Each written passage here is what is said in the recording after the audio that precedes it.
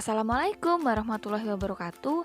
Perkenalkan, nama saya Lilis Rahmawati dan ini teman-teman saya Cynthia Dewi Munzilaturrohmah, Isti Dwi Lestari, Saskia Bunga Khairunisa, Anita Khalifah Al-Amin, dan Nida Hasna Safira. Kami dari kelompok 5 mata kuliah filsafat umum. Kali ini kita akan belajar bersama dengan tema Helenisme.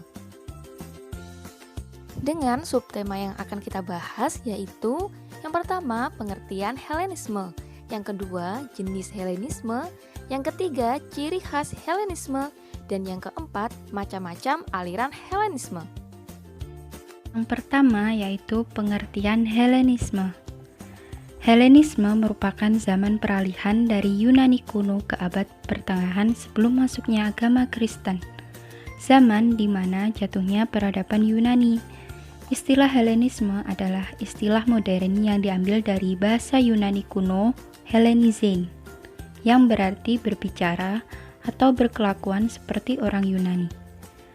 Dalam pengertian yang lebih luas, Helenisme adalah istilah yang merujuk pada kebudayaan yang merupakan gabungan antara budaya Yunani dan budaya Asia Kecil, Syria, Mesopotamia, dan Mesir yang lebih tua.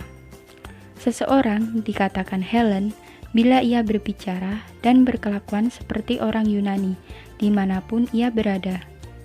Istilah Helenisme pertama kali diperkenalkan oleh ahli sejarah dari Jerman, J.G. Droysen.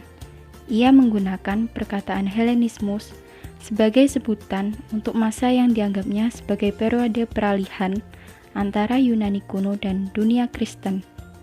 Droysen lupa akan peranan Roma dalam agama Kristen dan membatasi seolah-olah hanya Yunani saja yang berperan.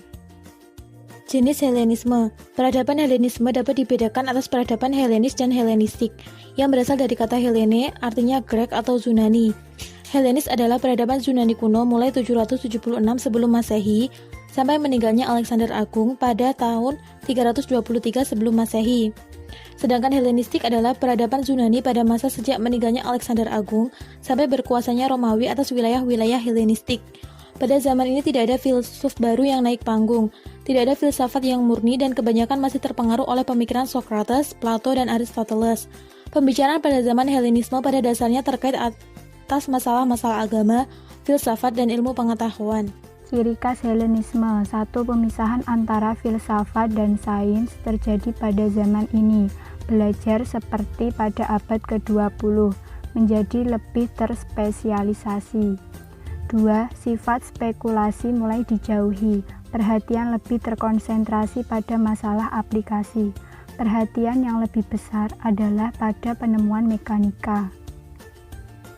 3. Athena kehilangan monopoli dalam pengajaran, dan kita menemukan pusat-pusat pengetahuan yang baru seperti Atakia, Rhodes, Pergamum, dan Alexandria. 4. Filsafat dipopulerkan sehingga memikat peminat yang lebih luas. Ada tendensi kekurang pedulian terhadap metafisika, diganti dengan perhatian yang lebih besar pada masalah-masalah sosial. 5. Etika dijadikan perhatian yang dominan. Sekarang yang dipersoalkan ialah bagaimana manusia dapat mencapai kehidupan yang terbaik. Filosof kurang tertarik pada kosmologi dibandingkan dengan kepada penyelamatan moral. 6.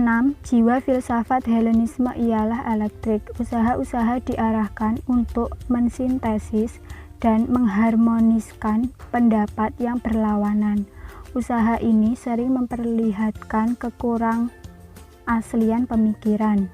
7. Muncul filosof yang justru lebih senang pada riset, tetapi tidak memiliki teori sendiri. Mereka lebih mementingkan sifat akademis. Jika menjadi peluas, hanya sedikit keberanian memberikan interpretasi. 8. Watak ekstrim muncul. Di satu pihak ekstrim tahyul, di pihak lain muncul ekstrim skeptis. Dalam etika ditemukan ekstrim skeptisme di satu pihak dan asketisisme di pihak lain. 9. Pada zaman ini, filsafat lebih lengket dengan agama dibandingkan dengan pada zaman Helenis lama atau Yunani. Beberapa filosof memberikan penjelasan simbolis dan alegoris tentang agama.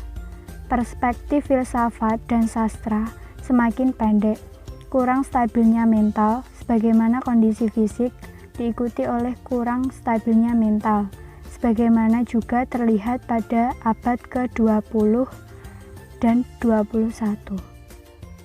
Macam-macam aliran Helenisme. Yang pertama yaitu Epikurisme. Sebagai tokohnya Epikurus 341 sampai 271 sebelum Masehi. Lahir di Samos dan mendapatkan pendidikan di Athena. Ia mendapat pengaruh dari ajaran Demokritos dan Aristopos. Pokok ajarannya adalah bagaimana agar manusia itu dalam hidupnya bahagia. Epikurus mengemukakan bahwa agar manusia dalam hidupnya bahagia, terlebih dahulu harus memperoleh ketenangan jiwa.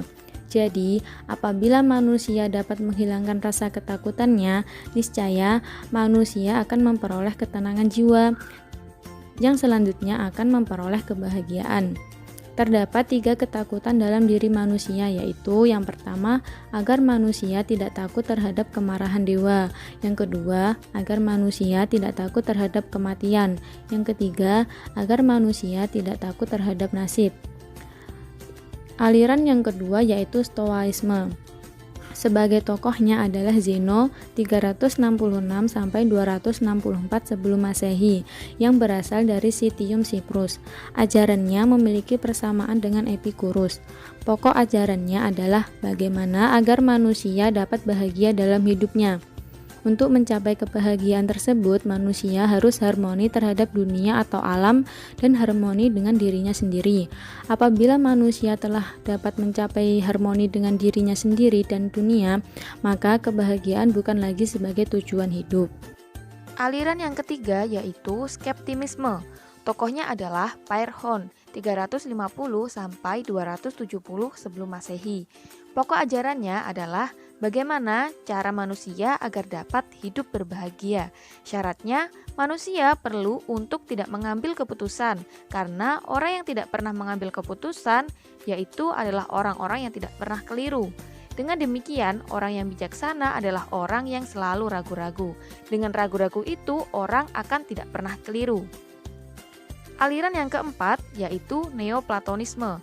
Tokohnya adalah Plotinus 204 sampai 270 sebelum Masehi. Lahir di Lycopolis, Mesir. Pemikiran filsafatnya dipengaruhi oleh Plato dan sedikit Aristoteles.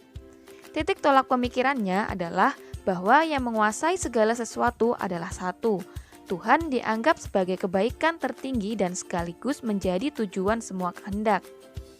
Demikian juga manusia sebagai makhluk bukanlah sebagai ciptaan Tuhan, karena zaman Neoplatonisme ini diwarnai oleh agama. Zaman ini disebut sebagai zaman mistik.